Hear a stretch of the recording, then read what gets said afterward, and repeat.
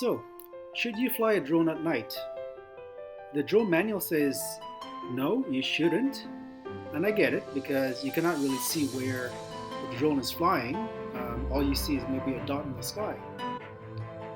I would say, and I don't particularly recommend this, but I think it is totally possible to fly a drone at night. You have to take some precautions. You know, fly it at a certain height, make sure that it's not going to fly into any objects. Particularly at night, you can't really see anything too well. But secondly, you have to make sure that the return flight should be high enough so that if in an emergency, say you don't know where you are or what direction the drone is flying in, that you'll be able to simply hit a button and tell the drone to return home. And by that, what I mean is then the drone will reorient itself, pointing back at the home position, home location.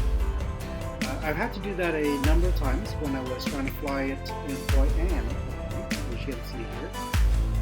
Everything is, it's beautiful, but it's kind of hard sometimes to see where you are, or where the drone is.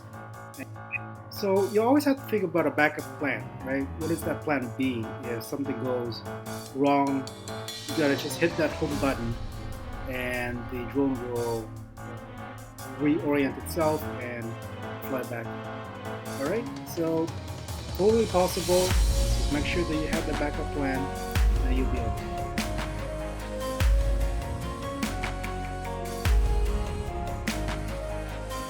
Right, so here I press the home button and the drone is flying back home safely.